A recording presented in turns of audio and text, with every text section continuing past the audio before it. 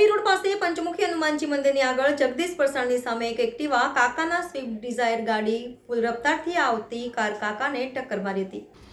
OP road પાસે પંચમુખી હનુમાનજી મંદિરની આગળ જગદીશ પરસાણની સામે એક એક્ટિવા કાકાના સ્વિફ્ટ ડિઝાયર ગાડી ફૂલ રફતારથી આવતી કાર કાકાને ટક્કર મારી હતી।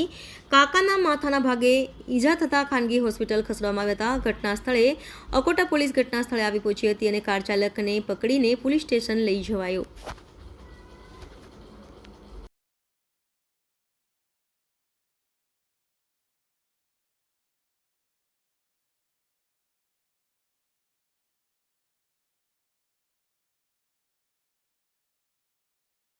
શું ઘટના ઘટી છે, શું થયું છે?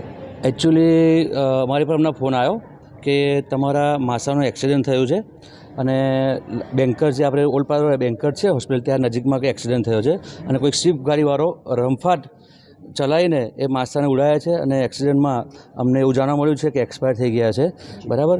અને આ દિવસે આ જે ઘટનાઓ બની રહી છે તો મારી સરકાર સમક્ષ અને જે બરોડા પોલીસ કમિશનરની એક માંગ છે કે તાત્કાલિક એક્શન લો આવા લોકો સામે કે આવી ઘટના બરોડામાં ના બનવી જોઈએ, બરાબર। આજે અમારા સાથે બની કાલે કોઈ બીજા અન્ય સાથે પણ બની શકે છે, તો તાત્કાલિક જે પણ ગુનેગાર જે અત્યારે ઝડપાયો છે અમને જાણવા મળ્યું છે કે અકોટા પોલીસ સ્ટેશનમાં છે, એ છૂટવો ના જોઈએ, બરાબર। તો તાત્કાલિક એની સામે કડક પગલાં લે એવી મારી માંગ છે। મુખ્યત્વે જે તમારા માસા કહી રહ્યા છો તેની ઉંમર કેટલી હતી? લગભગ ઉંમર એમની 60ની આસપાસ હોવી જોઈએ, 60-62ની આસપાસ, 68-69। અત્યારે એમને અહીંયા ગોત્રી આવ્યા તો ગોત્રીથી ત્યાં એમને એસએસજી પોસ્ટમોર્ટમ માટે લઈ ગયા છે, એક્સપાયર થઈ ગયા છે એવું જાણવા મળ્યું છે, બરાબર। માગણી શું છે આપની? મારી માગણી એવું છે, હું મારી ઓળખાણ પહેલાં આપી દઉં, હું મધ્ય ગુજરાત એસપીનો પ્રેસિડેન્ટ છું। મારી માગણી એ છે કે જે પણ ગુનેગાર છે જેને પણ એક્સિડન્ટ કર્યો છે છૂટવો ના જોઈએ, તાત્કાલિક એની સામે કડક પગલાં થવા જોઈએ। આ દરરોજનો સિલસિલો ચાલી રહ્યો છે એક્સિડન્ટનો અને સરકાર કે આપણે જે પણ જે છે એ કશું કરી રહી નથી, રોજ આ ઘટના બની રહી છે।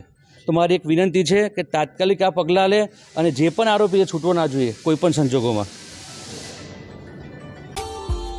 Subscribe now and press the bell icon. Never miss an update.